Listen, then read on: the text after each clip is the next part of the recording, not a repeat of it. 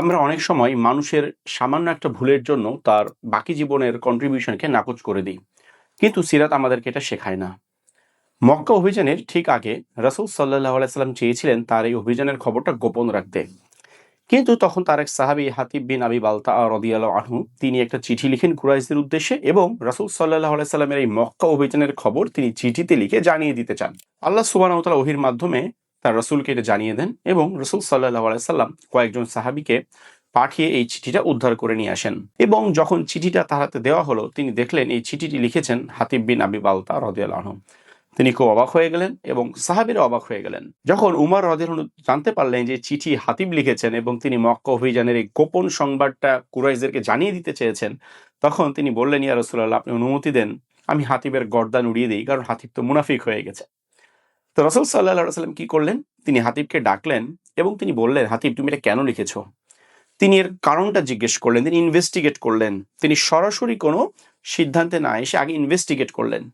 এবং হাতিব বললেন, জি ইয়া রাসূলুল্লাহ, আমি মুসলিমদের ক্ষতি করার জন্য এমন কাজ করিনি, কিংবা আমার অন্তরের কোনো নিফাকের কারণে আমি এমন কিছু করিনি।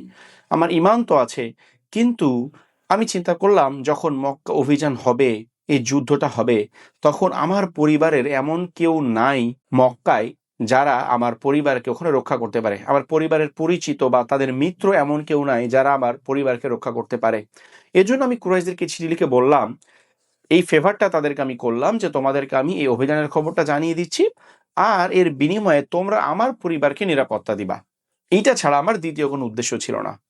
তখন রাসূল সাল্লাল্লাহু আলাইহি সাল্লাম হাতিবকে ক্ষমা করে দিলেন এবং আল্লাহ রাসূল যখন ক্ষমা করে দিলেন হাতিবকে, তখন উমর রাদিয়াল্লাহু আনহু তার ভুলটা বুঝতে পারলেন এবং তিনি কেঁদে ফেললেন।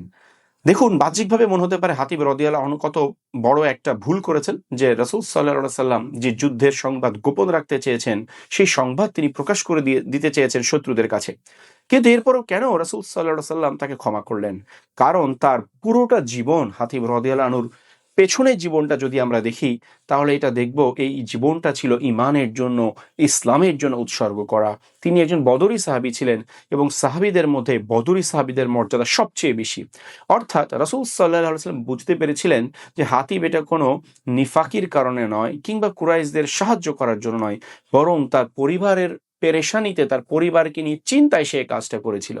অর্থাৎ আমরা যখন কোনো মানুষের মধ্যে থেকে কোনো একটা ভুল কিছু দেখব, তখন সাথে সাথে আমরা সিদ্ধান্ত দিয়ে দিব না, সাথে সাথে আমরা তাকে জাজ করে ফেলবো না। আমরা ইনভেস্টিগেট করব, আমরা জানার চেষ্টা করব সে কেন এই কাজটা করলো।